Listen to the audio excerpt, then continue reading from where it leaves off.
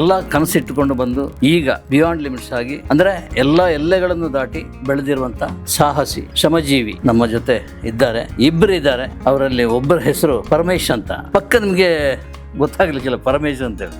ಕಲಾ ಮಾಧ್ಯಮ ಪರಮೇಶ್. ಅವ್ರ ಜೊತೆ ಕ್ಯಾಮರಾಮನ್ ರವಿ ಇದ್ದಾರೆ. ಭಾರಿ ಖುಷಿ ಆಯ್ತು ಸರ್. Thank you sir. ಯಾಕೆ ಈ ಫೀಲ್ಡಿಗೆ ಬರಬೇಕು? ದುಡ್ಡು ಮಾಡ್ಲಿಕ್ಕ, ಅಥವಾ ಹೆಸರು ಮಾಡ್ಲಿಕ್ಕ, ಅಥವಾ ಒಂದು ಸಾಧನೆ ಮಾಡಿ ದಾಖಲೆ ನಿರ್ಮಿಸ್ಲಿಕ್ಕ? ಬಹಳ ಮುಕ್ತವಾಗಿ ಹೇಳ್ತೀನಿ ಸರ್ ನಿಮ್ಮ ಹತ್ರ. ನಾವು ಇದನ್ನ ರೀಸ್ಟಾರ್ಟ್ ಮಾಡಿದ್ದೆ ನಮ್ಮ ಜೀವನಕ್ಕೋಸ್ಕರ, ಅನ್ನ ಸಾಂಬಾರಿಗೋಸ್ಕರ. ಎಲ್ಲ ಬಾಗಿಲುಗಳು ಮುಚ್ಚೋಗಿ ನಮ್ಮ ಜೀವನ ಇನ್ನೇನಾಗುತ್ತೆ, ಇನ್ನು ತತ್ವರಾಗಿ ಇದು ಇನ್ನು ಬೀದಿಗೆ ಬೀಳುತ್ತೆ, ಇದು ಬಾಡಿಗೆ ಕಟ್ಟಕ್ಕಾಗದೆ ಇನ್ನು ಓನರ್ ನೆಕ್ಸ್ಟ್ ಮಂತ್ ಅವನು ಹೊರಗೆ ಹಾಕ್ಬೋದು. ಕೈಲಿ 2 ಮಕ್ಳನ್ನ ಹಿಡ್ಕೊಂಡು ಪ್ರೀತಿಸಿ ಮದುವೆ ಆದ ಹೆಂಡ್ತಿನ ಕಟ್ಕೊಂಡು ಈ ಕಡೆ ತಂದೆ ತಾಯಿ ಆ ಕಡೆ ತಂದೆ ತಾಯಿ ಪ್ರೀತಿಸಿ ಮದುವೆ ಆದ್ರೆ ಏನೇನಾಗುತ್ತೆ ಗೊತ್ತಾಯ್ತಾ ಅಂತ ಡೈಲಾಗ್ ಸಿನಿಮಾ ಥರ ಕೇಳಬೇಕಾಗತ್ತಲ್ಲ ಅನ್ನೋ ಚಿಂತೆಗಳೆಲ್ಲ ಇದ್ದಾಗ ಆಗಿದ್ದು ಕಲಾ ಮಾಧ್ಯಮ ಅಷ್ಟೇ. ನೀವು ಹೇಗೆ ಸರ್ ಜೊತೆ ಎನ್ ಎಸ್ ಡಿ ಮುಗಿಸ್ಕೊಂಡು ಸಿನಿಮಾದಲ್ಲಿ ಅವಕಾಶ ಹುಡುಕ್ಬೇಕಾದಾಗ ಇವರಿಗೆ ನಮ್ಗೆ ಒಬ್ರು ಕಾಮನ್ ಫ್ರೆಂಡ್ ವೆಂಕಟರಾಜು ಅಂತ ಇದೆ. ಅವ್ರು ನಾನು ಫೋಟೋಗ್ರಫಿ ಮಾಡ್ತಾ ಇದ್ದೆ. ಒಬ್ಬ ಹುಡುಗೊಂದು ಫೋಟೋ ಶೂಟ್ ಮಾಡಬೇಕು, ಕರ್ಕೊಂಬರ್ತೀನಿ, ನಿಮ್ಗೆ ಪರಿಚಯ ಮಾಡಿಕೊಡ್ತೀನಿ ಅಂತ. ಅವಾಗ ಒಂದಿನ ಟೌನ್ ಹಾಲ್ ಹತ್ರ ಅವ್ರು ವೆಂಕಟರಾಜ್ ಅವ್ರು ಕರ್ಕೊಂಬಂದ್ರು. ಅವರೇ ಇವರು.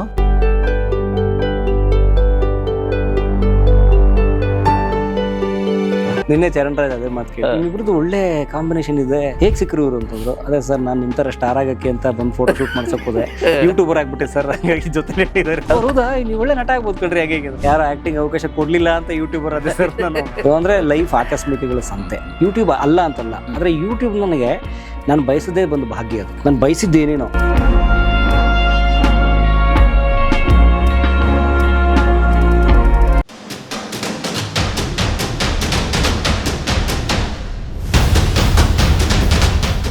ನಮಸ್ಕಾರ. Ganesh Kasaragod. Beyond limits. Beyond limits ಅದರಲ್ಲೇ ಎಲ್ಲ ಅರ್ಥ, ನಿಗೂಢ ಅರ್ಥಗಳು ಇದೆ, ವ್ಯಕ್ತವಾದಂಥ ಅರ್ಥಗಳಿದೆ, ಎಲ್ಲ ಅರ್ಥಗಳು ಸೇರಿರುವಂಥ ಬಿಯಾಂಡ್ ಲಿಮಿಟ್ಸ್ ನಮ್ಮ ಸಂಸ್ಥೆ, ನಮ್ಮ ಯೂಟ್ಯೂಬ್ ಚಾನಲ್ ಹೆಸರು. ನಾವು ಸಂದರ್ಶನ ಮಾಡಲಿಕ್ಕೆ ಕರೆದಿರುವಂಥ ವ್ಯಕ್ತಿಗಳು ಕೂಡ ಬಿಯಾಂಡ್ ಲಿಮಿಟ್ಸಿನ ವ್ಯಕ್ತಿಗಳೇ. ಎಲ್ಲ ಕನಸಿಟ್ಟುಕೊಂಡು ಬಂದು, ದೊಡ್ಡ ದೊಡ್ಡ ಕನಸಿಟ್ಕೊಂಡು ಬಂದು ಈಗ ಬಿಯಾಂಡ್ ಲಿಮಿಟ್ಸ್ ಆಗಿ ಅಂದರೆ ಎಲ್ಲ ಎಲ್ಲೆಗಳನ್ನು ದಾಟಿ, ಆಕಾಶ, ಪರಿಧಿ, ಈ ಕಡೆ ಸಾಗರ, ಭೂಮಿ, ಅದರ ಎಲ್ಲ ಎಲ್ಲೆಗಳನ್ನು ದಾಟಿ ಬೆಳೆದಿರುವಂಥ ಆಯ್ಕೆ ಮಾಡಿಕೊಂಡ ಕೆಲವು ವ್ಯಕ್ತಿಗಳನ್ನು ಮಾತ್ರ ನಾವು ಸಂದರ್ಶನ ಮಾಡ್ತೀವಿ. ಅಂಥ ಒಬ್ಬ ಸಾಹಸಿ ಶ್ರಮಜೀವಿ ನಮ್ಮ ಜೊತೆ ಇದ್ದಾರೆ. ಇಬ್ಬರು ಇದ್ದಾರೆ. ಅವರು ಜೊತೆಯಾಗಿ ಬೆಳೆದವರಂದರೆ ಆ ಎತ್ತರಕ್ಕೆ ಬೆಳೆದವರು. ಅವರಲ್ಲಿ ಒಬ್ಬರ ಹೆಸರು ಪರಮೇಶ್ ಅಂತ. ಪಕ್ಕ ನಿಮಗೆ ಗೊತ್ತಾಗಲಿಕ್ಕಿಲ್ಲ ಪರಮೇಶ್ ಅಂತೇಳಿ. ಕಲಾ ಮಾಧ್ಯಮ ಪರಮೇಶ್. ಅವ್ರ ಜೊತೆ ಯಾವಾಗಲೂ ಸುಮಾರು ಒಂದು 10 ವರ್ಷದಿಂದ ಜೊತೆಯಾಗಿರುವಂಥ ಕ್ಯಾಮರಾಮನ್ ರವಿ ಇದ್ದಾರೆ. ನಿಮಗಿಬ್ಬರಿಗೂ ಸ್ವಾಗತ, ಸುಸ್ವಾಗತ. ಧನ್ಯವಾದ ಸರ್. ಭಾರಿ ಖುಷಿ ಆಯ್ತು ಸರ್. Thank you sir. ನಾನು ಎಲ್ಲೇ ಮೀರಿದವರು ಅಂದರೆ ಬೇರೆ ನೆಗೆಟಿವ್ ಅರ್ಥದಲ್ಲಿ ತಗೋಬೇಕಾಗಿಲ್ಲ ಅಲ್ವಾ. ಇದು ದೊಡ್ಡ ರೀತಿಯಲ್ಲಿ ಬೆಳೆದವರು. ಪರಮೇಶ್ ನನಗೆ ಬಹುಶಃ ನಾನು ಮೆಸೇಜ್ ಮಾಡ್ತಿದ್ದ ಜ್ಞಾಪಕದಲ್ಲಿ ಇರ್ಬೋದು, ನೀವು ಆರಂಭದ ದಿನಗಳಲ್ಲಿ. ಹೌದು ಸರ್. ನನಗೆ ಆದರೆ ರೆಡಿಮೇಡ್ ಸ್ಟಾರ್ಸ್ಗಳಿದ್ದಾರೆ. ಒಂದು 40 ವರ್ಷದಿಂದ ಫೀಲ್ಡ್ನಲ್ಲಿ ಇರೋದ್ರಿಂದ ಯಾರೋ ಒಬ್ಬರನ್ನ ಕರೆದಾಗ ಇಲ್ಲ ಅಂತ ಹೇಳಲಿಕ್ಕಾಗಲ್ಲ. ಮತ್ತು ಇನ್ನೊಂದು ದಿವಸ ಆದರೂ ಒಂದು ಡೇಟ್ ಕೊಟ್ಟು ಒಪ್ಕೊಳ್ತಾರೆ. ನೀವು ಆರಂಭಿಸಿದ ಆ ದಿನಗಳಲ್ಲಿ ಅದಿರಲಿಲ್ಲ ಪರಿಸ್ಥಿತಿ. ನನಗೆ ಗೊತ್ತದು ಸಾಧ್ಯ ಇಲ್ಲ. ಯಾರು ನೀವು, ಯಾವ ಸಂಸ್ಥೆ, ಕಲಾ ಮಾಧ್ಯಮನ ಹಾಂ ಅಂತ ಹೇಳುವಂಥ ಪರಿಸ್ಥಿತಿ ಇತ್ತು. ಅದನ್ನು ಮೀರಿ ಬೆಳೆದವರು, ಅಂದರೆ ಆ ಲಿಮಿಟನ್ನು ಮೀರಿ ಬೆಳೆದವರು ನೀವು ಇಬ್ಬರು. ಸೊ ಅದಕ್ಕೆ ಪಟ್ಟ ಶ್ರಮ ಎಷ್ಟು? ಯಾಕೆ ಈ ಫೀಲ್ಡಿಗೆ ಬರಬೇಕು? ದುಡ್ಡು ಮಾಡಲಿಕ್ಕ, ಅಥವಾ ಹೆಸರು ಮಾಡಲಿಕ್ಕ, ಅಥವಾ ಏನೋ ಒಂದು ಇಲ್ಲಿ ಬಂದದಕ್ಕೆ ಒಂದು ಸಾಧನೆ ಮಾಡಿ ಒಂದು ದಾಖಲೆ ನಿರ್ಮಿಸ್ಲಿಕ್ಕ? ಮಾತಾಡಿ. ನೀವು ಎಲ್ಲರನ್ನು ಮಾತಾಡಿಸೋದು ನನಗೆ ಗೊತ್ತು. ನಿಮ್ಮನ್ನು ಮಾತಾಡಿಸೋದೇ ಕಷ್ಟ ಆಗಿದೆ. ನೀವು ಯಾವತ್ತೂ ಕ್ಯಾಮರಾ ಹಿಂದೆನೇ ಇರ್ತೀರಿ. ರವಿ ಕ್ಯಾಮರಾ ಇಟ್ಕೊಂಡಿದ್ರೆ ಅವ್ರ ಪಕ್ಕದಲ್ಲೇ ಕೂತ್ಕೊಂಡೇ ಮಾತಾಡಿಸ್ತಿರ್ತಾರೆ. ಈಗ ನಿಮ್ಮನ್ನು ಇಬ್ಬರನ್ನ ಕ್ಯಾಮರಾದಲ್ಲಿ ತಂದಿದ್ದೀನಿ. ಮೊದಲಿಗೆ ಬಿಯಾಂಡ್ ಲಿಮಿಟ್ಸ್ ಯೂಟ್ಯೂಬ್ ವಾಹಿನಿಗೆ ಶುಭವಾಗಲಿ. ಅದರ ಹೆಸರು ತುಂಬ ಚೆನ್ನಾಗಿದೆ, ಬಿಯಾಂಡ್ ಲಿಮಿಟ್ಸ್. ಅಂದರೆ ಕುವೆಂಪು ಅವರ ಅನಿಕೇತನ ತತ್ವ ಇದೆಯಲ್ಲ, ರೂಪಗಳನ್ನು ದಾಟಿ ನಾಮಕೋಟಿಗಳನ್ನು ಮೀಟಿ ಎದೆಯ ಬಿರಿಯ ಭಾವದೀಟಿ ನಿರ್ದಿಗಂತವಾಗಿ ಏರಿ ಎಲ್ಲ ಎಲ್ಲೆಗಳನ್ನು ಮೀರೋದು ಬಿಯಾಂಡ್ ಲಿಮಿಟ್ಸ್. ಚೆನ್ನಾಗಿದೆ. ಗ್ಲೋಬಲೈಸ್ಡ್ ಕಾಲಕ್ಕೆ ಇಂಗ್ಲೀಷಲ್ಲಿ ತುಂಬ ಚೆನ್ನಾಗಿ ಹೆಸರಿಟ್ಕೊಂಡಿದ್ದಾರೆ. ಅವರೆಲ್ಲ ತಂಡಕ್ಕೆ ಒಳ್ಳೆಯದಾಗಲಿ. ಗಣೇಶ್ ಸರ್ ಬಗ್ಗೆ ನಾನೇನು ಹೇಳೋದವರು ಅಂದರೆ ಅವರು ಲೇಖನಿ, ನಾನು PU ಇದ್ದಾಗಿಂದಲೂ ಅವ್ರದ್ದು ಲೇಖನಗಳನ್ನು ಓದ್ತಿದ್ದೆ. ಅಲ್ಲಿಂದ ಅವರು ಅಪ್ಡೇಟ್ ಆಗಿರೋದು ನೋಡಿ, ಎಷ್ಟು ಚೆನ್ನಾಗಿ ಅಪ್ಡೇಟ್ ಆಗಿದ್ದಾರೆ ಅವರು. ಡಿಜಿಟಲ್, ಇವತ್ತೆಲ್ಲ ಡಿಜಿಟಲ್ ಕಾಲ, ಇವತ್ತೆಲ್ಲ ಎಲ್ಲ ಬಂದ್ಬಿಡ್ತು ಇವತ್ತು. ಅಲ್ಲಿಗೂ ಅವರು ರೆಡಿ ಇದ್ದಾರೆ, ಅಲ್ಲಿಗೂ ಅಪ್ಡೇಟ್ ಆಗಿದ್ದಾರೆ. ಅದಕ್ಕೆ ಅದೇ ಹೇಳೋದು, ಅವ್ರ ಚಿರ ಯುವಕ ಯಾರು ಅಂತಂದರೆ ಆ ಕಾಲಕ್ಕೆ ಅಪ್ಡೇಟ್ ಆಗಿರೋರು. ಆ ನಿಟ್ಟಿನಲ್ಲಿ ನಮ್ಮ ಗಣೇಶ್ ಸರ್ ಚಿರ ಯುವಕ. ಹಾಗಾಗಿ ಸರ್ ಥ್ಯಾಂಕ್ ಯು. ನಮ್ಮಂಥ ಪುಟ್ಟ ಹುಡುಗರನ್ನ ಕರೆಸಿ ಇರಲಿ. ಪುಟ್ಟ ನಾನು ಆ್ಯಕ್ಚುಲಿ ಬೆಂಗಳೂರಿಗೆ ಬಂದಾಗ ಈಗಲೂ ಸೂಪರ್ ಸ್ಟಾರ್ಸ್ ಎಲ್ಲ ಇದ್ದಾರಲ್ಲ, ಅವರೆಲ್ಲ ಪುಟ್ಟ ಹುಡುಗರಾಗಿದ್ದರು. ಒಬ್ಬೊಬ್ಬರು ದರ್ಶನ್ ಆಗಿರಲಿ, ಈ ಸುದೀಪ್ ಆಗಿರಲಿ, ಯಶ್, ಗಣೇಶ್, ರಮೇಶ್ ಎಲ್ಲರೂ ಬಹುಶಃ ಅಷ್ಟು ಜನರ ಮೊದಲು ಸಂದರ್ಶನ ಮಾಡಿದ್ರು ನಾನೇ. ನೋಡಿ ಅದೇ ಅವ್ರ ದೊಡ್ಡತನ. ದೊಡ್ಡ ಸಂದರ್ಶನ ಆಗಿರಲಿ, ಚಿಕ್ಕದಾಗಿರಲಿ ಅದು ಬೇರೆ, ಬಟ್ ಮೊದಲ ಭೇಟಿ ನಾನೇ ಮಾಡಿದ್ದೇನೆ ಅಂತ ಅದೊಂದು ಹೆಮ್ಮೆ ನನಗಿದೆ. ಅದರಿಂದ ಅವರು ಪುಟ್ಟದಾಗಿದ್ದು ಆ ಸ್ಟಾರ್ಗಳೆಲ್ಲ ಇವತ್ತೆಲ್ಲ ದೊಡ್ಡ ಸ್ಟಾರ್ ಆಗಿದ್ದಾರೆ, ಮಿಂಚ್ತಾ ಇದ್ದಾರೆ. ಸೊ ಪುಟ್ಟ ಅಂತೇಳಿ ನೀವು ಹೇಳ್ಬೇಡಿ, ಇವತ್ತು ಆ ಜಾಗಕ್ಕೆ ನೀವು ಹೋಗಿ ಮುಟ್ಟಿದ್ದೀರಿ. ಅಯ್ಯೋ ದೊಡ್ಡ ಮಾತು. ಅದೆಲ್ಲಕ್ಕಿಂತ ಹೆಚ್ಚಾಗಿ ನಾಟಕ ನಾನು ಅದನ್ನು ನೋಡಿದೆ. ನನ್ನ ತೇಜಸ್ವಿ ಎಂಥ ಅದ್ಭುತ ಪರ್ಫಾರ್ಮೆನ್ಸ್, ಎಂಥ ಅದ್ಭುತ ಕಲ್ಪನೆ. ಆ ಸ್ಟೇಜ್ ನೋಡ್ತಾ ಇದ್ದರೆ ನನಗೆ ನಾನೇನು ಮಾಡಿದೆ ಅಲ್ಲಿ, ಸೆಲ್ಯೂಟ್ ಹೊಡೆದೆ ಅಲ್ವಾ ಅವತ್ತು. ಅದರ ಹೊರತು ಬೇರೆ ಏನು ಎಕ್ಸ್ಪ್ರೆಸ್ ಮಾಡಲಿಕ್ಕೆ ಆಗಲ್ಲ ರವಿ, ಅಂಥ ಒಂದು ಪರ್ಫಾರ್ಮೆನ್ಸ್ ಅದು. ಇದು ಮಾಡ್ತಾ ಅದು ಮಾಡ್ತಾ ಹೇಗೆ ಹೋಗಲಿ, ಯೂಟ್ಯೂಬ್ ಕಲಾ ಮಾಧ್ಯಮ ಆರಂಭಿಸಿದ ಆ ದಿನಗಳನ್ನು ಹೇಳಿ ಸರ್. ಮೊದಲು ತಾವು ಕೇಳಿದ್ರಿ, ನೀವು ಕಲಾ ಮಾಧ್ಯಮ ಹೇಗೆ ಶುರು ಆಯಿತು, ಅಥವಾ ಅದರ ಒದ್ದಾಟ ಏನಿತ್ತು, ಅದನ್ನು ಸಾಧಿಸೋಕ್ಕೆ ಶುರು ಮಾಡಿದ್ರೆ, ಅಥವಾ ಏನೋ ಭಾಳ ಮುಕ್ತವಾಗಿ ಹೇಳ್ತೀನಿ ಸರ್ ನಿಮ್ಮ ಹತ್ರ. ನಾವು ಇದನ್ನು ರೀಸ್ಟಾರ್ಟ್ ಮಾಡಿದ್ದೆ ನಮ್ಮ ಜೀವನಕ್ಕೋಸ್ಕರ, ಅನ್ನ ಸಾಂಬಾರಿಗೋಸ್ಕರ. ನಮ್ಮ ಎಲ್ಲ ಬಾಗಿಲುಗಳು ಮುಚ್ಚೋಗಿ ನಮ್ಮ ಜೀವನ ಇನ್ನೇನಾಗುತ್ತೆ, ಇನ್ನು ತತ್ವರಾಗಿ ಇನ್ನು ಬೀದಿಗೆ ಬೀಳುತ್ತೆ, ಇದು ಬಾಡಿಗೆ ಕಟ್ಟಕ್ಕಾಗಿದೆ, ಇನ್ನು ಓನರ್ ನೆಕ್ಸ್ಟ್ ಮಂತ್ ಅವನು ಹೊರಗೆ ಹಾಕ್ಬೋದು, ಕೈಲಿ 2 ಮಕ್ಕಳನ್ನ ಹಿಡ್ಕೊಂಡು ಪ್ರೀತಿಸಿ ಮದುವೆ ಆದ ಹೆಂಡ್ತಿನ ಕಟ್ಕೊಂಡು, ಈ ಕಡೆ ತಂದೆ ತಾಯಿ ಆ ಕಡೆ ತಂದೆ ತಾಯಿ, ಪ್ರೀತಿಸಿ ಮದುವೆ ಆದರೆ ಏನೇನಾಗುತ್ತೆ ಗೊತ್ತಾಯ್ತಾ ಅಂತ ಡೈಲಾಗ್ ಸಿನಿಮಾ ಥರ ಕೇಳಬೇಕಾಗುತ್ತಲ್ಲ ಅನ್ನೋ ಚಿಂತೆಗಳೆಲ್ಲ ಇದ್ದಾಗ ಶುರುವಾಗಿದ್ದು ಕಲಾ ಮಾಧ್ಯಮ ಅಷ್ಟೇ. ಇದು ಈಗ ತುಂಬ ನಿಮ್ಮಂಥ ಗಣ್ಯರೆಲ್ಲರೂ ನಮಗೆ. ಹಿಂದೆ ಏನು ಮಾಡ್ತಾ ಇದ್ರಿ? ನಾನು ಮೂಲತಃ ರಂಗಭೂಮಿಯವನು. ನಾನು ನನ್ನ ಪತ್ನಿ ಇಬ್ಬರು ರಂಗಭೂಮಿಯವರು. ನನ್ನ ಪತ್ನಿ ಸವಿತಾ, ನಾನು ಪರಂ. ಸೊ ಆಕೆ ಸಾಣೆಹಳ್ಳಿ ಥಿಯೇಟರ್ ಸ್ಕೂಲ್ ನಿಮ್ಗೆ ಗೊತ್ತಿರ್ಬೇಕು, ಸಾಣೆಹಳ್ಳಿ ರಂಗಶಾಲೆ ಪಂಡಿತರಾದಿರು ಮಠ ಅವ್ರು ನಡೆಸುವಂಥದ್ದು. ಅಲ್ಲಿ ಪಾಸ್ಔಟು, ಡಿಪ್ಲೊಮಾ ಪಾಸ್ಔಟು, ಆಮೇಲೆ MA ಇನ್ ಡ್ರಾಮಾ ಕೂಡ ಮಾಡಿದರು. ನಾನು ನಂದು MCOM ಮುಗಿದ್ಮೇಲೆ ಹವ್ಯಾಸಿ ರಂಗಭೂಮಿಲಿದ್ದು, ಆನಂತರ national school of drama Bengaluru ಶುರು ಆದಾಗ ಅಲ್ಲಿ ಮೊದಲ ಬ್ಯಾಚ್ ವಿದ್ಯಾರ್ಥಿ. ಆಮೇಲೆ ಫುಲ್ ಟೈಮ್ ಆಗಿ ತೊಗೊಂಡು ನಾನು ಕೆಲಸ ಮಾಡ್ತಿದ್ದೆ, ನನ್ನ ಪತ್ನಿನೂ ಕೆಲಸ ಮಾಡ್ತಿದ್ರು. ಸೊ ನಮ್ಮಿಬ್ಬರು ರೈಲ್ವೆ ಟ್ರ್ಯಾಕ್ ಬೇರೆ ಇತ್ತು, ಯಾವುದೋ ಒಂದು ಟೈಮಲ್ಲಿ ಅದು ಮೀಟ್ ಆಯಿತು. So we met on theatre. So ರಂಗಭೂಮಿಲಿ ಭೇಟಿಯಾಗಿ ನಮ್ಮಿಬ್ಬರ ಸಮಾನ ಆಸಕ್ತಿಗಳು, ನಮ್ಮಿಬ್ಬರ ಸಮಾನ ಮನಸ್ಥಿತಿ, ಓಕೆ ನಾವು ಒಟ್ಟಿಗೆ ಇರ್ಬೋದು ಅಂತ ಅನಿಸಿ, ಬಹುಶಃ ನನ್ನ ಪತ್ನಿದು ರಿಸ್ಕ್, ನನ್ನಂತೂ ಹುಡುಗರದ್ದು ಯಾವತ್ತೂ ರಿಸ್ಕ್ ಇರಲ್ಲ, ಪತ್ನಿ ರಿಸ್ಕ್ ತೊಗೊಂಡು ನನ್ನ ಮದುವೆ ಆದ್ಲು. ಯಾಕಂದ್ರೆ ಬಾಯ್ಸ್ದು ರಿಸ್ಕ್ ಜಾಸ್ತಿ ಇರಲ್ಲ. ಹಾಗಾಗಿ ಅದೇ ನನ್ನಲ್ಲಿ ಏನು ಕಂಡ್ಲೋ ಗೊತ್ತಿಲ್ಲ ಅಂತ ಒಬ್ಬ ಹೊರಟು ಹುಡುಗನ ಮದುವೆ ಆದ್ಲು ಅವಳು. ಹಾಗಾಗಿ ನಾವು ಮದುವೆ ಆದ್ವಿ. ಮದುವೆ ಆದಮೇಲೆ ಸಹಜವಾಗಿ ಈ ಬಡತನ ಇರಲಿ ಸಿರಿತನ ಇರಲಿ 2 ಮಕ್ಕಳಾದರು. ಸೊ ಹಾಗಾಗಿ ಆ ಥರ ಥಿಯೇಟ್ರ್ ಜರ್ನಿ ನಮ್ಮದು, ರಂಗಭೂಮಿಯವ್ರು ನಾವು. ಹೀಗೆ ಇರ್ತಿರ್ಬೇಕಾದ್ರೆ ನಾನು ಒಂದು ಸಿನಿಮಾಗೆ ಜೈತೀರ್ಥ ಸರ್ ಇದಾರಲ್ಲ, ಬೆಲ್ ಬಾಟಮ್ ಎಲ್ಲ ಮಾಡಿದ್ರು, ಅವ್ರ ಹತ್ರ ನಾನು ಅಸಿಸ್ಟೆಂಟ್ ಡೈರೆಕ್ಟ್ರು. ಮೊಟ್ಟ ಮೊದಲು ನಾನು ಆ್ಯಕ್ಟಿಂಗ್ ಬೆಲ್ ಬಾಟಮ್ ಶೂಟಿಂಗ್ ಟೈಮ್ನಲ್ಲಿ ನೀವು ಜೊತೆಗೆ? ನಾನು ಬಿಟ್ಬಿಟ್ಟಿದ್ದೆ ಅಷ್ಟೇ. ಅವ್ರ ಹತ್ರ ನಾನು ಟೋನಿ ಅಂತ ಅವ್ರು ಒಂದು ಸಿನಿಮಾ ಮಾಡಿದ್ರು, ಕಿಶಿನರ್ ಕಿಟ್ಟಿ ಸರ್ ಅವ್ರನ್ನ ಹಾಕೊಂಡು. ಆ ಸಿನಿಮಾಗೆ ಬ್ಯೂಟಿಫುಲ್ ಮನ್ಸುಗಳಲ್ಲಿ ಆ್ಯಕ್ಟ್ ಕೂಡ ಮಾಡಿಕೊಂಡು ಒಂದು ಅಸಿಸ್ಟೆಂಟ್ ಕೆಲಸ ಮಾಡ್ತಿದ್ದೆ. ಆದರೆ ನಾನು ಮೂಲತಃ ರಂಗಭೂಮಿಯಲ್ಲಿ ಯಾಕಿದ್ದೆ ಅಂತಂದರೆ ನಟ ಆಗಬೇಕು ಅಂತ. ನಾನು ಸಿನಿಮಾದಲ್ಲಿ ಆ್ಯಕ್ಟ್ ಮಾಡಬೇಕು, ಧಾರಾವಾಹಿಗಳು ಮಾಡಬೇಕು ಅನ್ನೋದಕ್ಕೆ ಇದು ವೇದಿಕೆ ಅಂತ ಶುರು ಮಾಡಿದ್ದು. ಅದು ನಾಟಕ. ಎಲ್ಲರೂ ಹಾಗೆ ನನಗೂ ಆಸೆ ಇತ್ತು, ಕಾಣಿಸ್ಕೋಬೇಕು ತೆರೆ ಮೇಲೆ. DVJ ಹೇಳ್ತಾರಲ್ಲ, ಮನ್ನಣೆಯ ದಾಹವು ಎಲ್ಲಕ್ಕೂ ಮಿಗಿಲು ಅಂತ. ಸೊ ಅದು ನನಗೂ ಇತ್ತು ನನ್ನ BCom ಓದ್ತಿರ್ಬೇಕಾದ್ರಿಂದ. ಸೊ ಹಾಗಾಗಿ ರಂಗಭೂಮಿ ಶುರು ಮಾಡಿದೆ. ನಾಟಕ ಅದಕ್ಕೊಂದು ವೇದಿಕೆ, ನಾಟಕದಿಂದ ಶುರು ಮಾಡೋದು ತುಂಬ ಜನ ಅಂತೆಲ್ಲ ಕೇಳ್ತಿದ್ವಿ, ಓದ್ತಿದ್ವಿ. ಸೊ ಹಾಗಾಗಿ ನಾಟಕ ಮಾಡಿದ್ರೆ ಸಿನಿಮಾಗೆ ಹೋಗೋಕೆ ಅನುಕೂಲ ಆಗುತ್ತೆ ಅಂತ ಹೇಳಿ ರಂಗಭೂಮಿಗೆ ಬಂದೆ. ಆದರೆ ರಂಗಭೂಮಿಗೆ ಬಂದಮೇಲೆ ನನಗನ್ಸಿದ್ದು ಎಲ್ಲಕ್ಕಿಂತಲೂ ಮೀರಿದ ಸುಖ ಅದರಲ್ಲಿದೆ, ನೆಮ್ಮದಿ ಅದರಲ್ಲಿದೆ. ಹಣ ಬರದೇ ಇರ್ಬೋದು, ಸಿನಿಮಾ ಮಾಡಿದಾಗ ಬರದಿರೋಷ್ಟು ತೃಪ್ತಿ ಸಿಗದೆ ಇರ್ಬೋದು, ರೆಕಗ್ನಿಷನ್ ಸಿಗದೆ ಇರ್ಬೋದು, ಆದರೆ ತುಂಬ ತೃಪ್ತಿ ಸಿಗುತ್ತೆ ಮನಸ್ಸಿಗೆ ಅಂತ ಅನ್ನಿಸ್ತದೆ. ಹಾಗಾಗಿ ಥಿಯೇಟ್ರನ್ನ ತುಂಬ ಗಟ್ಟಿಯಾಗಿ ಹಿಡ್ಕೊಂಡೆ ನಾನು, ಇವಾಗ ನನ್ನ ಪತ್ನಿ ಕೂಡ. ಸೊ ಹಾಗಾಗಿ ಥಿಯೇಟ್ರಲ್ಲಿ ಇದ್ವಿ ನಾವು. ಅದ್ರ ಮಧ್ಯದಲ್ಲಿ ನಂದು NSD ಕೋರ್ಸ್ ಮುಗಿದ್ಮೇಲೆ ತುಂಬ ಕಡೆ ಅಭಿನಯಕ್ಕೆ ಟ್ರೈ ಮಾಡ್ತಿದ್ದೆ, ಫೋಟೋ ಪ್ರಿಂಟ್. ಅವಾಗಿನ್ನೂ ಈ ವಾಟ್ಸಪ್ಪೆಲ್ಲ ತುಂಬ ಇರಲಿಲ್ಲ, 2010 ಅನ್ನೋದ್ರ ಟೈಮು. ಅವಾಗೆಲ್ಲ ಫೋಟೋ ಕೈಲಿಟ್ಕೊಂಡು ಅದರಿಂದ ಹೆಸರು ಬರೆದು, ಫೋನ್ ನಂಬರ್ ಬರೆದು ಡೈರೆಕ್ಟರ್ಸ್ಗಳು ಕೊಡೋದು, ಮ್ಯಾನೇಜರ್ಸ್ಗಳು ಕೊಡೋದು, ಇದೆಲ್ಲ ಮಾಡ್ತಿದ್ದೆ ನಾನು. ಹಾಗಾಗಿ ಇದೆಲ್ಲ ಮಾಡ್ತಿದ್ದೆ. ಸೊ ತುಂಬ 99% ಕರೀತಿರ್ಲಿಲ್ಲ. ಈಗ 4-5 ವರ್ಷ ಒದ್ದಾಡಿದೆ. ಆಗ ಒಂದು ಸಣ್ಣ ಪುಟ್ಟ ಪಾತ್ರ, ಈಗ ಮಾಂಗಲ್ಯದರ ಇಲ್ಲೊಂದು ಚಿಕ್ಕ ಪಾತ್ರ.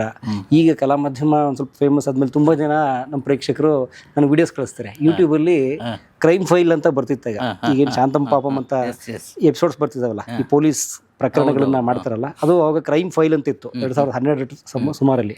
ಅದ್ರಲ್ಲಿ ಸಣ್ಣ ಸಣ್ಣ ಪಾತ್ರ, ಅದ್ರಲ್ಲಿ ಪೊಲೀಸು, ಕಳ್ಳ, ದರೋಡೆಕೋರ, ಮರ್ಡರ್ ಮಾಡ್ಬಿಡೋನು, ಇಂಥವೆಲ್ಲ ಮಾಡ್ತಾ ಇದ್ದೆ ನಾನು. ಒಂದು 7-8 ಎಪಿಸೋಡ್ ಮಾಡಿದ್ದೆ. ಅದೆಲ್ಲ ಯೂಟ್ಯೂಬ್ಗೆ ಹಾಕ್ಬಿಟ್ಟಿದ್ದಾರೆ ಅವರು. ನಂಗೆ ನೋಡ್ಬಿಟ್ಟು, ಸರ್ ಇದು ನೀವು, ಓ ಸರ್ ಏನು ಸರ್ ನೀವು ಕಳ್ಳನ ಪಾತ್ರ ಮಾಡಿದ್ರೆ ಚೆನ್ನಾಗಿ ಕಾಣುತ್ತೆ, ನಿಮ್ಮ ಕಳ್ಳನ ಪಾತ್ರ ಅಂತೆಲ್ಲ ಕೇಳ್ತಿರ್ತಾರೆ. ಹ್ಞೂ ಅಣ್ಣ ಆಯ್ತಣ್ಣ ಅಂತ ಹೇಳ್ತೀನಿ. ಸೊ ಈ ಥರದ್ದೆಲ್ಲ ಇತ್ತು. ಅಂದರೆ ನಮ್ಮ ಜೀವನ ಹೊಟ್ಟೆ ತುಂಬಿಕೊಳ್ಳೋಕ್ಕೆ ಒಬ್ಬ ಒದ್ದಾಡುತ್ತಿರುವ ಕಲಾವಿದನ ಬದುಕೇನಿತ್ತು ಹಾಗೆ ಇತ್ತು. ನನ್ನ ಪತ್ನಿದೇನಾಯಿತು, ಆಕೆಗೆ ಬಹುಶಃ ಹೆಣ್ಮಕ್ಳಿಗೆ ಬೇಗ ಅವಕಾಶ ಸಿಗುತ್ತೇನೋ. ಆಕೆಗೆ ರೋಬೋ ಫ್ಯಾಮಿಲಿ ಆ ಥರದ್ದು ಮಾಷಾ ಅನ್ನೋ ಪ್ರಾಜೆಕ್ಟಲ್ಲೆಲ್ಲ ಒಳ್ಳೆ ಇದು ಸಿಕ್ಕಿತ್ತು. ನಾನು ಲಾಟ್ರಿ ಹೊಡಿತಾ ಇರೋ ಟೈಮಲ್ಲಿ ಆಕೆ ಒಂದು 40-45 ಸಾವಿರ ದುಡಿತಿದ್ಲು, ಸೀರಿಯಲ್ಸ್ ಮಾಡ್ತಾ.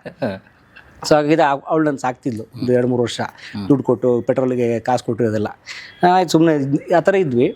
ಆಗ ನಾನು ಸುಮ್ಮನೆ ಇರೋ ಬದಲು ಏನು ಮಾಡಬೇಕು ಅಂತ ಜೈತೀರ್ಥ ಅವ್ರ ಹತ್ರ, ಆಗ ಅವ್ರು ಟೋನಿ ಸಿನಿಮಾ ಶುರು ಮಾಡಿ 2012ರಲ್ಲಿ. ಸರ್ ನಿಮ್ಮ ಹತ್ರ, ಅವ್ರು ನಮ್ಮ ನಾಟಕದ ನನ್ನ ಗುರುಗಳವರು, ಅವ್ರ ಹತ್ರ ಫೋಟೋ ಕೊಟ್ಟು ಒಂದು ಆ್ಯಕ್ಟಿಂಗ್ ಅವಕಾಶ ಕೊಡಿ ಅಂದೆ. ಆ್ಯಕ್ಟಿಂಗ್ ಇಲ್ಲ ಮಗ, ಅವ್ರನ್ನ ತುಂಬ ನಾನು ಅಣ್ಣ ಅಂತ ಕರಿತೀನಿ. ಆ್ಯಕ್ಟಿಂಗ್ ಇಲ್ಲ ಮಗ, ನೀನು ಈಗ ಒಂದು ಅಸಿಸ್ಟೆಂಟ್ ಡೈರೆಕ್ಟರ್ ಕೆಲಸ ಇದೆ, ನೀನು ಹೆಂಗೋ ನಾಟಕದ ಅಂತಾನೆ, ನೀನು ಹೆಂಗೋ ಈ ಗಿಫ್ಟ್ ಎಲ್ಲ ನೋಡ್ಕೋತಿಲ್ಲ, ಬಾ ಇದ್ರಲ್ಲಿ ಕೆಲಸ ಮಾಡೋಂಗಿದ್ರೆ ಮಾಡು ಅಂತಂದರು. ಸರಿ ಅಣ್ಣ ಬರ್ತೀನಿ, ಕೆಲಸ ಇಲ್ಲ ನಮ್ಗೆ ಹೆಂಗೋ. ಆಯ್ತು, ಏನು ಟೈಮ್ ಪಾಸ್ ಮಾಡೋಕ್ಕಾರು ಬೇಕಾರ ಸುಮ್ಮನೆ ಹೋದೆ. ಅದ್ರಲ್ಲಿ ಹೋದ್ಮೇಲೆ ಹೇಗೆ ನನಗೆ ರಂಗಭೂಮಿ ನನ್ನ ಆಕರ್ಷಣೆ ಮಾಡ್ತಲ್ಲ, ಹಾಗೆ ಆ ನಿರ್ದೇಶನ ವಿಭಾಗ ಕೂಡ ಆಕರ್ಷಣೆ ಮಾಡುತ್ತೆ. ಯಾಕಂದರೆ ಈಗ ನೋಡಿ, ಶ್ರೀನಗರ್ ಕಿಟ್ಟಿ ಸರ್ ಅವಾಗ ಸ್ಟಾರು, ದೊಡ್ಡ ಸ್ಟಾರು, ಐಲಿ ಥರ ಇದ್ದರು. ಇವರಿದ್ರು, ರವಿಶಂಕರ್ ಇದ್ದರು, ಆರ್ಮುಗಂ ರವಿಶಂಕರ್. ಅವರೆಲ್ಲರೂ ನಾವು ಅವ್ರ ತೆರೆ ಮೇಲೆ ನೋಡಿ ಏನು ಆರಾಧಿಸ್ತಿದ್ವಿ. ಅವರು ಡೈರೆಕ್ಟ್ರು ಸೆಟ್ಟಲ್ಲಿ ಹೇಳೋದನ್ನ ಕೇಳ್ಕೊಂಡು, ಆಯ್ತು ಸರ್, ಓಕೆ ಸರ್, ಆಯ್ತು ಸರ್, ಮಾಡ್ತೀವಿ ಸರ್ ಅಂದ್ಕೊಂಡು ಇವ್ರು ಮಾಡ್ಕೊಟ್ಟು, ಇಲ್ಲ ಚೆನ್ನಾಗಿಲ್ಲ ಅಂತ ಮತ್ತೆ ಆಗ ನಿರ್ದೇಶನ ಮಾಡೋದ್ರಲ್ಲಿ ಏನೋ ಒಂದು ಸುಖ ಇದೆ, ಅದರಲ್ಲಿ ಏನೋ ಒಂದು ತೃಪ್ತಿ ಇದೆ ಅಂತ ಅನಿಸಿ ಡೈರೆಕ್ಷನ್ ಮಾಡುವಂತ ಅನ್ನಿಸ್ತು. ಆದರೆ ಸಿನಿಮಾ ಮಾಡೋಕ್ಕೆ ತುಂಬ ಹಣ ಇತ್ಯಾದಿಲ್ಲ ಬೇಕು ಅಂತ ನನಗೆ ಈ ಡಾಕ್ಯುಮೆಂಟ್ರಿಗಳು ಮಾಡ್ಬೋದು ಅಂತ ಅನ್ನಿಸ್ತು. ಅಂದರೆ ಸಾಕ್ಷ್ಯಚಿತ್ರಗಳು ಕನ್ನಡದಲ್ಲಿ ತುಂಬ ಎಕ್ಸ್ಪ್ಲೋರ್ ಆಗದಿರೋ ಕ್ಷೇತ್ರ. ಈಗ ಬೇರೆ ಈಗ BBC ಲಂಡನ್ ಅವರೆಲ್ಲ ತುಂಬ ಚೆನ್ನಾಗಿ ಮಾಡ್ತಾರೆ. ಅಮೆರಿಕದಲ್ಲಿ ಡಾಕ್ಯುಮೆಂಟ್ರಿಗಳು ತುಂಬ ದೊಡ್ಡ ಕಲ್ಚರ್ ಇದೆ. ಅಂದರೆ documenting the reality of a person or an event or a subject, ಆ ಥರದ್ದು ಡಾಕ್ಯುಮೆಂಟೇಷನ್ ನಮ್ಮಲ್ಲಿ ಚೆನ್ನಾಗಿ ಇನ್ನೂ ಬೆಳೆದಿಲ್ಲ. ಇನ್ನು ಡಾಕ್ಯುಮೆಂಟ್ರಿಗಳನ್ನು ಮಾಡ್ಬೋದಲ್ಲ ಅಂಥೇಳಿ ನಮ್ಮ ಸಾಹಿತ್ಯನೂ ಮೊದಲಿಂದ ಆಸಕ್ತಿ ಇರೋದ್ರಿಂದ ತೇಜಸ್ವಿ ಅವ್ರ ಬಗ್ಗೆ ಡಾಕ್ಯುಮೆಂಟ್ರಿ, ಕುವೆಂಪು ಅವ್ರ ಬಗ್ಗೆ, ಬೇಂದ್ರೆ, MM ಕಲಬುರ್ಗಿ, ಈ ಥರ ಡಾಕ್ಯುಮೆಂಟ್ರೀಸ್ ಮಾಡ್ತಿದ್ವಿ ನಾವು. ಅಷ್ಟೇ ನನ್ನ ಪತ್ನಿ ಮದುವೆ ಆಯಿತು 2015ರಲ್ಲಿ, ನನ್ನ ಮಗ ಹುಟ್ಟಿದ. ಸೊ ಹೀಗೆ ಬರ್ತಿರ್ಬೇಕಾದ್ರೆ ಕೋವಿಡ್ ಸಂದರ್ಭಕ್ಕೆ ನಮ್ಗೆ ತುಂಬ ತೊಂದರೆ ಆಯಿತು. ನಮಗಿದ್ದ ದಾರಿ ಒಂದು ನಾಟಕ, ನನ್ನ ಪತ್ನಿಗೆ ಆಗಾಗ ಧಾರಾವಾಹಿ, ಸಿನಿಮಾ ಕರೀತಿದ್ರು. ಆಮೇಲೆ ನಂದು ಡಾಕ್ಯುಮೆಂಟ್ರಿಗಳಿತ್ತು. ಸೊ ಹೀಗೆಲ್ಲ ಇದ್ದಾಗ ನಾನು ಕೋವಿಡ್ ಬಂದಾಗ ಪೂರ್ತಿ ಲಾಕ್ಡೌನು. ಸೊ ನಾವು ಮನೆ ಬಿಟ್ಟು ಹೊರಗೆ ಹೋಗೋಂಗಿಲ್ಲ. ನಾಟಕ ಬಂದು ಡಾಕ್ಯುಮೆಂಟ್ರೀಸ್ ಕರೆಯೋರಿಲ್ಲ, ಸೀರಿಯಲ್ ಶೂಟಿಂಗ್ ಇಲ್ಲ, ಸಿನಿಮಾ ಶೂಟಿಂಗ್ ಇಲ್ಲ. ಸೊ ಏನು ಇಲ್ಲದೆ ಇದ್ದಾಗ ಏನು ಮಾಡಬೇಕು ಅಂತ ಅಂದಾಗ ನಮ್ಮ ಕೈ ಹಿಡಿದಿದೆ ಕಲಾ ಮಾಧ್ಯಮ. ಇಂಟರ್ವ್ಯೂಗಳು, ನಿಮ್ಮಂಥ ಗಣ್ಯರು, ಕಲಾವಿದರು, ತಂತ್ರಜ್ಞರು ಎಲ್ಲರೂ ನಮ್ಮ ಕೈ ಹಿಡಿದು ನಮ್ಮನ್ನು ನಿಮ್ಮವರೆಗೂ ಬಂದು ಕೂರಿಸೋವರೆಗೂ ನಮ್ಮನ್ನು ಬೆಳೆಸಿದ್ದಾರೆ. ಇದು ತುಂಬ ಸಂಕ್ಷಿಪ್ತವಾಗಿ ಜೀವನ ಚರಿತ್ರೆ ಪರಮೇಶ್ವರ್. ನೀವು ಹೇಗೆ ಸೇರ್ತಿದ್ದೆ ಸರ್ ಜೊತೆ? ಸರ್ ಅದೇ ಇವರು ಹೇಳಿದ್ರಲ್ಲ, NSD ಮುಗಿಸಿ ಬಂದೆ ಅಂತ. NSD ಮುಗಿಸ್ಕೊಂಡು ಸಿನಿಮಾದಲ್ಲಿ ಅವಕಾಶ ಹುಡುಕ್ಬೇಕಾದಾಗ ಇವ್ರಿಗೆ ನಮ್ಗೆ ಒಬ್ರು ಕಾಮನ್ ಫ್ರೆಂಡ್ ವೆಂಕಟರಾಜ್ ಅಂತ ಇದ್ದಾರೆ. ಅವ್ರು ನಾನು ಫೋಟೋಗ್ರಫಿ ಮಾಡ್ತಾ ಇದ್ದೆ. ಒಬ್ಬ ಹುಡುಗಂದು ಫೋಟೋ ಶೂಟ್ ಮಾಡಿಬಿಟ್ಟು ಕರ್ಕೊಂಬರ್ತೀನಿ, ಪರಿಚಯ ಮಾಡ್ಕೊಡ್ತೀನಿ. ಸರಿ ಅಂತ ನಾವು ಆಗ ಅಲ್ಲಿ ಒಂದು ಸ್ಕ್ರೀನ್ ಪ್ಲೇ ಇದು ರೈಟಿಂಗ್ ಕೋರ್ಸ್ ನಡೀತಾ ಇತ್ತು ಸರ್. ನಾಗಭರಣ ಸರ್ ಅಧ್ಯಕ್ಷರಾಗಿದ್ದರು ಚಲನಚಿತ್ರ ಅಕಾಡೆಮಿಯಲ್ಲಿ. ನಾನು ಅಲ್ಲಿ ಸೇರ್ಕೊಂಡಿದ್ದೆ. ಅವಾಗ ಒಂದಿನ ಟೌನ್ ಹಾಲ್ ಹತ್ರ ಅವ್ರು ವೆಂಕಟರಾಜ್ ಅವರು ಕರ್ಕೊಂಬಂದ್ರು. ಹುಡುಗನ ಕರ್ಕೊಂಬರ್ತೀನಿ ಅಂದಿದ್ರಲ್ಲ, ಅವರೇ ಇವ್ರನ್ನ ನಾವು ನಾವು ಒಟ್ಟಿನಲ್ಲಿ ಸ್ಟಾರ್ ಆಗಬೇಕು ಅಂತ ಇವರು ವೆಂಕಟರಾಜ್ ಅವರು ನಾವು ಸಮುದ್ರ ಕಡಿತರ ಇದ್ದಾನೆ, ಪ್ರಕಾಶ್ ರೈ ವೀಕ್ನೆಸ್ ಮಾಡೋಂಥ ನಟ ಇದ್ದಾನೆ ನನ್ನ ಹತ್ರ. ಆ ಥರ ಸಾಕಾಗ್ತಾ ಇಲ್ಲ ನಮ್ಗೆ ಕನ್ನಡ ಇಂಡಸ್ಟ್ರಿಯಲ್ಲಿ, ಅವಕಾಶ ಸಾಲ್ತಾ ಇಲ್ಲ. ನಾವು ತಮಿಳ್ನಾಡಿಗೆ ಹೋಗ್ಬೇಕು, ಆ ಥರ ಫೋಟೋ ಶೂಟ್ ಇರಬೇಕು, ಹಂಗೆ ಶೂಟ್ ಮಾಡಿಕೊಡಿ ಅಂತಂದು. ಸರಿ ಅಂತ ಅವಾಗ ನಾನು ಇವ್ರ ಫೋಟೋ ಶೂಟ್ ಮಾಡಿದೆ ಸರ್. ಅವತ್ತಿಂದ ಫ್ರೆಂಡ್ಶಿಪ್ ಆಗಿರೋದು ಇವತ್ತವರೆಗೂ ನಡ್ಕೊಂಡು ಬಂದಿದೆ ಒಟ್ಟಿಗೆ. ಇದೇ ಇನ್ಸಿಡೆಂಟ್ ನಿನ್ನೆ ಚರಣರಾಜ್ ಅವ್ರ ಸಂದರ್ಶನ ಇತ್ತು. ನಿನ್ನೆ ಅವರು ಕೇಳಿದ್ರು, ಅದು ಹಾಗೆ ಹೋಯ್ತಪ್ಪ. ಚರಣರಾಜಿಗೆ ಫೋನ್ ಮಾಡಿ, ಸರ್ ನೀವು ಬೆಂಗಳೂರು ಬಂದಾಗ ಒಂದು ಸಂದರ್ಶನ ಬೇಕಲ್ಲ ಅಂತ ಹೇಳುವಾಗ, ಇದು ಮೊಬೈಲ್ನಲ್ಲಿ ಬರ್ತಾ ಇದೆ, ನೀವು ಎಂಟ್ರಿ ಮಾಡಿದ್ದು. ನಾ ಎಲ್ಲೂ ಹೋಗ್ಲಿಕ್ಕೆ ಸಾಧ್ಯ ಇಲ್ಲ. ಅಲ್ಲ, ಗಣೇಶ ಎಲ್ಲೆಲ್ಲೋ ಹೋಗ್ತಾನೋ ಅಲ್ಲಿ ಪರಮೇಶ ಹೋಗಿರ್ತಾರೆ. ನಿನ್ನೆ ಚರಣರಾಜ್ ಅದೇ ಮಾತು ಕೇಳಿ, ನಿಮ್ಮಿಬ್ರದ್ದು ಒಳ್ಳೆ ಕಾಂಬಿನೇಷನ್ ಇದೆ, ಹೇಗೆ ಸಿಕ್ಕರು ಇವರು ಅಂತಂದ್ರು. ಅದೇ ಸರ್, ನಾನು ನಿಮ್ಮ ಥರ ಸ್ಟಾರ್ ಆಗಕ್ಕೆ ಅಂತ ಬಂದು ಫೋಟೋ ಶೂಟ್ ಮಾಡ್ಸಕ್ ಹೋದೆ, ಯೂಟ್ಯೂಬರ್ ಆಗ್ಬಿಟ್ಟೆ ಸರ್, ಹಾಗಾಗಿ ಜೊತೆಲೇ ಇದ್ದಾರೆ. ಅವ್ರು ಹೌದಾ ನೀವು ಒಳ್ಳೆ ನಟ ಆಗ್ಬೋದು ಕಣ್ರಿ, ಹಾಗೆ ಹೇಗಿದ್ರು ಸರ್, ಯಾರು ಆ್ಯಕ್ಟಿಂಗ್ ಅವಕಾಶ ಕೊಡಲಿಲ್ಲ ಅಂತ ಯೂಟ್ಯೂಬರ್ ಅದೇ ಸರ್ ನಾನು ಅಂತಂದೆ ಅವ್ರಿಗೆ. ಆ ಥರ. ಸೊ ಅಂದರೆ ಲೈಫ್ ಆಕಸ್ಮಿಕಗಳ ಸಂತೆ. ನೀವೊಂದು ಸಾಧನೆ ಅದು ಇದು ಅಂತ, ನಾನು ಬೇರೆ ಕ್ಷೇತ್ರಗಳ ಬಗ್ಗೆ ತುಂಬ ಆಸಕ್ತಿ ಇತ್ತು, ನಟನೆ ಬಗ್ಗೆ ಈಗ ತುಂಬ ಆಸಕ್ತಿ ಇದೆ. ಅದಕ್ಕೆ ನಾನು ನಾಟಕ ಬಿಟ್ಟಿಲ್ಲ. ನೀವು ಹೇಳಿದ್ರೆ ನನ್ನ ತೇಜಸ್ವಿ ನಾಟಕ ಚೆನ್ನಾಗಿ ಮಾಡ್ತೀರಿ ಅಂತ. ಅವೆಲ್ಲವೂ ನನ್ನ ತೀವ್ರವಾದ ಆಸಕ್ತಿಯ ಕ್ಷೇತ್ರಗಳು. ಯೂಟ್ಯೂಬ್ ಅಲ್ಲ ಅಂತಲ್ಲ, ಆದರೆ ಯೂಟ್ಯೂಬ್ ನನಗೆ ನಾನು ಬಯಸದೇ ಬಂದು ಭಾಗ್ಯ. ಅದು ನಾನು ಬಯಸಿದ್ದೇನೇನೋ, ನಟ ಆಗ್ಬಿಡ್ಬೇಕು, ಒಳ್ಳೆ ನಟ ಆಗಬೇಕು ಅಂತಿತ್ತು. ಏನೋ ಕಾರಣಕ್ಕಾಗಲಿಲ್ಲ. ಬಹುಶಃ ನನಗೇ ತಾಳ್ಮೆ ಇರಲಿಲ್ವೇನೋ ಕಾಯೋಕ್ಕೆ. ನಾನು ಅನೇಕ ಕಲಾವಿದರುಗಳ ಬದುಕನ್ನು ನಾನು ಸಂದರ್ಶನದ ಮೂಲಕ ಈ ಕೇಳ್ತಾ ಒಂದ್ಸಲ ನಾನು ಕನೆಕ್ಟ್ ಮಾಡ್ಕೊಂಡು ನೋಡಿದ್ರೆ, ಹೌದು ನನಗೆ ತಾಳ್ಮೆ ಇಲ್ಲ ಅನ್ಸ್ಬಿಡುತ್ತೆ. ಚರಣರಾಜ್ ನಿನ್ನೆ ಹೇಳ್ತಿದ್ರು, ಪರಂ ನಾನು 76ಕ್ಕೆ ನಾನು ಬೆಂಗಳೂರಿಗೆ ಬಂದಿರೋದು. 76ಕ್ಕೆ ಬೆಂಗಳೂರಿಗೆ ಬಂದೆ, 82ಕ್ಕೆ ನನಗೆ ಮೊದಲನೇ ಅವಕಾಶ ಸಿಕ್ತು ಅಂದರು. ಮೊದಲನೇ ಅವಕಾಶ. ಅಲ್ಲಿಗೆ ಎಷ್ಟು ವರ್ಷ? 6 ವರ್ಷ ನಾನು ಕಾದೆ. ಹೋಟ್ಲಲ್ಲಿ ಕೆಲಸ ಮಾಡಿದೆ, ಬಾರಲ್ಲಿ ಕೆಲಸ ಮಾಡಿದೆ, ಎಲ್ಲೆಲ್ಲೋ ಹಾಡ್ತಿದ್ದೆ, ಇಲ್ಲೆಲ್ಲೋ ಸಣ್ಣ ಮನೇಲಿ ಮಲ್ಕೋತಿದ್ದೆ, ಬಾಡಿಗೆ ಕಟ್ಟಿದ್ರೆ ತಲೆ ತಪ್ಸ್ಕೊಂಡು ಓಡಾಡ್ತಿದ್ದೆ. ಈ ಥರ ನನಗೇನಾಯಿತು, ಒಂದು 2-3 ವರ್ಷ ಕಾಯೋಷ್ಟರಲ್ಲಿ ನನಗೆ ತಾಳ್ಮೆ ತಪ್ಪಿಬಿಟ್ಟೆ. ನಾನು ಅಷ್ಟೊಂದು ಕಾಯುವ ಪೇಷನ್ಸು ಇರಲಿಲ್ಲ, ಬೇರೆ ಬೇರೆ ಕಾರಣಕ್ಕೆ. ಸೊ ಹಾಗಾಗಿ ನಾನು ಡಾಕ್ಯುಮೆಂಟ್ರಿ ಫೀಲ್ಡಿಗೆ ಬಂದುಬಿಟ್ಟೆ. ಒಂದು ಸಣ್ಣ ಪುಟ್ಟ ರೆವಿನ್ಯೂ ಬರೋಕ್ಕೆ ಶುರು ಆಯಿತು. So then later brought me to the YouTube. It's going on. ಹಾಗೆ ಆ್ಯಕ್ಚುಲಿ ಈಗ ಕರೀತಾರೆ ನನ್ನ ಆ್ಯಕ್ಟ್ ಮಾಡೋಕ್ಕೆ ಬನ್ನಿ ಅಂತ. ಈಗ ನನ್ನ ದುರದೃಷ್ಟ ಏನಾಗಿದೆ, ನಂಗೆ ಟೈಮ್ ಇಲ್ಲ. ಈಗ ಕರೀತಾರೆ ನೋಡಿ ಅಲ್ವಾ, ಇಂಥ ಒಂದು ಏನು ಹೇಳ್ತಾರೆ, ಅದೇ ಹೇಳೋದು, ಲೈಫ್ ಆಕಸ್ಮಿಕಗಳ ಸಂತೆ ಸರ್. ನಮ್ಕೊಂಡು ನೋಡಿ ಏನೂ ಆಗಲ್ಲ. ಸ್ಕ್ರೀನ್ ಪ್ಲೇ ಎಷ್ಟು ಚೆನ್ನಾಗಿದೆ ಅದು ಅಂದರೆ, ಯಾವುದೋ ಒಂದು ನಮ್ಗೆ ಕಾಣದಿರೋ ಶಕ್ತಿ ಇದೆ. ದೇವರು ಅಂತಿರೋ, ಪ್ರಕೃತಿ ಅಂತಿರೋ ಗೊತ್ತಿಲ್ಲ. ನಾನು ಏನು ಬಯಸ್ತಾ ಇದ್ದೆ ಆ ಟೈಮಲ್ಲಿ ಸಿಕ್ಕಿಲ್ಲ. ಈಗ ಕರೀತಾರೆ, ನನಗೊಂದು ಆಗ್ತಿಲ್ಲ. ನನಗೊಂದು ಯಾವುದೋ ಒಂದು ಒಳ್ಳೆ ಸಿನಿಮಾಗೆ ಬೆಂಗಳೂರಲ್ಲಿ ಶೂಟ್ ಮಾಡಿದ್ರು 2 ದಿನ. ಸರ್ ನೀವು ಮಲೆ ಮಹದೇಶ್ವರನ ಬೆಟ್ಟಕ್ಕೆ ಒಂದು 3 ದಿನ ಬನ್ನಿ ಸರ್, ತುಂಬ ಚೆನ್ನಾಗಿದೆ ಎಲ್ಲ ಕೊಟ್ಟರು, ಸಖತ್ತಾಗಿದೆ. ಹೋಗೋಕ್ಕಾಗ್ತಿಲ್ಲ, ನೀವು ಇವಾಗ ಇಲ್ಲೆಲ್ಲ ಒಪ್ಕೊಂಡು ಇಷ್ಟು ಕೆಲಸಗಳು ಮಾಡೋಕ್ಕೆ ಹೋಗಿಲ್ಲ.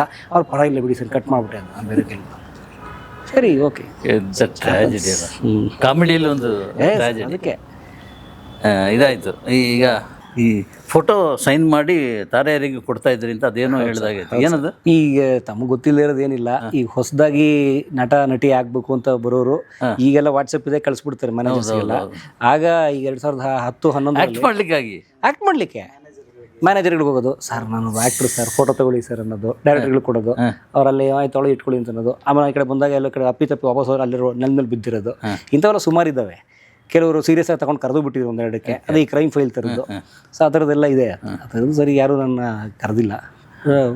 It's okay, it's all there in the game.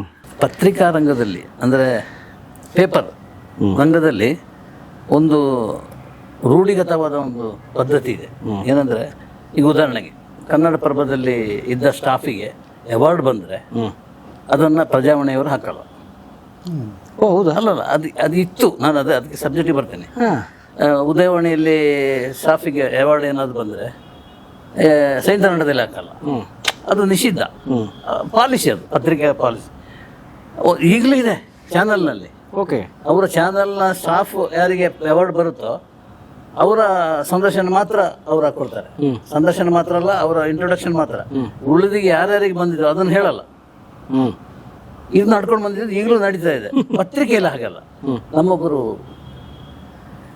Vishweshwar ಭಟ್ರು ವಿಜಯ ಕರ್ನಾಟಕದಲ್ಲಿರುವಾಗ ಅದನ್ನು ಮುರಿದಾಗಿದ್ದು ನನಗೆ ಅದು ಭಾಳ ಹೆಮ್ಮೆ. ವಿಶ್ವೇಶ್ವರ ಭಟ್ರು ಅಲ್ಲಿ ಒಂದು ಅಂಕಣಕ್ಕೆ ಬರೀ ಹೆಸರಾಗ್ತಾ ಇದ್ದು. ನನ್ನ ಒಂದು ಅಂಕಣ ಸ್ಟಾರ್ಟ್ ಮಾಡಿದೆ, ಚದುರು ಚಿತ್ರಗಳು ಅಂತೇಳಿ. ನಾವು ನಿಮ್ಮ ಫ್ಯಾನ್. ಅದಕ್ಕೆ ಗಣೇಶ್ ನಿಮ್ಮ ಫೋಟೋ ಕೊಡಿ ಅಂತೇಳಿ ಫೋಟೋ ಮತ್ತು ಹೆಸರು ಹಾಕೊಂಡು ಫಸ್ಟ್ ಅಂಕಣ ವಿಜಯ ಕರ್ನಾಟಕದಲ್ಲಿ ಪ್ರಿಂಟಾದ್ದು ನಂದು. ವಾವ್. ಅದು ಅಷ್ಟು ವಿಶಾಲವಾದ ಮನಸ್ಸು ಬೇಕು ಅದು. ಆಮೇಲೆ ಕನ್ನಡ ಪ್ರಭದಲ್ಲಿ ಯಾರಿಗಾದ್ರೂ ಅವಾರ್ಡ್ ಬಂದರೆ ಇದು ನಮ್ಮ ಇದರಲ್ಲಿ ವಿಜಯ ಕರ್ನಾಟಕದಲ್ಲಿ ಹಾಕೋದು. ಯಾವುದೇ ಪತ್ರಿಕೆಯಲ್ಲಿ ಬಂದರೂ ನಮ್ಮಲ್ಲಿ ಆಗ್ತಾಯಿತ್ತು. ಸೊ ನಾನು ಸಬ್ಜೆಕ್ಟ್ ಈಗ ಬರೋದೇನೆಂದರೆ, ನಾವು ಹಾಗೆ ಮಾಡ್ತಾ ಇದ್ದೀವಿ ಅಂತ. ನಿಮ್ಮದು ಒಂದು ಚಾನಲ್, ನಮ್ಮದು ಒಂದು ಚಾನಲ್. ಸೊ ನಮ್ಮ ಚಾನಲಲ್ಲಿ ನಿಮ್ಮ ಸಂದರ್ಶನ ಬೇಕು ಎಂಬ ಕಾರಣಕ್ಕಾಗಿ ಇಲ್ಲಿ ನಾವು ಇನ್ವೈಟ್ ಮಾಡಿರೋದು. ಸೊ ಅಲ್ಲಿ ವಿಶೇಷ ಭಟ್ರು ಏನು ಮಾಡಿದ್ರು, ಅಲ್ಲಿ ಈ ಭಟ್ರು ಇಲ್ಲಿ ಈ ಭಟ್ರು ಗಣೇಶ್ ಅದನ್ನು ಮಾಡ್ತಾ ಇದ್ದಾರೆ ಅಂತೇಳಿ. ಒಳ್ಳೆಯದು. ಅದಕ್ಕಾಗಿ ಅದು ವಿಶಾಲ ಮನೋಭಾವ ಬೇಕು, ಇಲ್ಲದ್ರೆ ಆಗಲ್ಲ. ಈಗಲೂ ಚಾನಲಲ್ಲಿ ನಡೀತಾ ಇದೆ, ಹಾಕಲ್ಲ. ನಾನು ನೋಡ್ತಾ ಇರ್ತೇನೆ, ಯಾರು ಅವರವರ ಸ್ಟಾಫ್ ಇದೆ ಆಗ್ತಾರೆ. ಆ ಲಕ್ಷ್ಮೀ ಬಾರಮ್ಮದ ನಾಯಕ ನಟನು ನಮಸ್ಕಾರ ಅಂತಂದಾಗ ತಿರುಗಿ ನೋಡುವವನು, ಅಥವಾ ಯಾರೋ ಒಬ್ಬ ಯೂಟ್ಯೂಬರ್ ಸಣ್ಣ ನಿರೂಪಕ ಹೋಗಿ ಅವ್ರ ಹತ್ರ ಸಂದರ್ಶನ ಮಾಡೋಕೆ ಹೋದಾಗ 450 ಸಿನಿಮಾ ಮಾಡಿ ಇಡೀ ದೇಶದ ಎಲ್ಲ ಸೂಪರ್ ಸ್ಟಾರ್ಗಳ ಜೊತೆ ಅಭಿನಯಿಸಿರುವಂಥ ರಜನಿಕಾಂತ್ ಅವ್ರ ಭಾಷಾ ಸಿನಿಮಾದಲ್ಲೂ ಆ್ಯಕ್ಟ್ ಮಾಡಿರುವಂಥ, ಕಮಲ್ ಅವರ ಸಿನಿಮಾದಲ್ಲಿ ಆ್ಯಕ್ಟ್ ಮಾಡಿರುವಂಥ, ಕನ್ನಡದಲ್ಲಿ 100 ಸಿನಿಮಾ ಮಾಡಿರುವಂಥ ನಟ ತಮ್ಮನ್ನು ಹಾಗೆ ನೋಡ್ಕೊಳ್ಳೋದ? ಸಣ್ಣ ಮಗು ಥರಕ್ಕೆ ಹಿಡ್ಕೊಂಡು ತೋರಿಸ್ತೀವಿ. ಹೇಳ್ಕೊಂಡು ಇದು ನೋಡಿ, ಇದು ನನ್ನ ಮೇಕೆ, ಅದು ನನ್ನ ನಾಯಿ ಮರಿ, ಇದು ನೋಡಿ, ಇದು ನನ್ನ ಮನೆ, ಇದು ನನ್ನ ತೋಟ, ಇದು ನನ್ನ ಹೂವು. ದರ್ಪ ಬರಬೇಕಿತ್ತಲ್ಲ. ನೀನು ಯಾರ? ಫಸ್ಟ್ ಆಫ್ ಆಲ್ ನಾನು ಫೋನ್ ಎತ್ತಬಾರ್ದು. ನೀನು ಯಾರ ಯೂಟ್ಯೂಬರು? ನೀನು ಭಾರ್ಗವ್ ಅವರು ಎಷ್ಟು, ಅವರು ಒಂದು 50 ಸಿನಿಮಾ ಮೇಲೆ ಡೈರೆಕ್ಟ್ ಮಾಡಿದ್ದಾರೆ. ಹೌದು. ಅವ್ರು ಏನು ತಮ್ಮ ಕಾಫಿ ಕುಡಿತೀಯ ತಮ್ಮ, ಬಾ ತಮ್ಮ ಕೂತ್ಕೋ,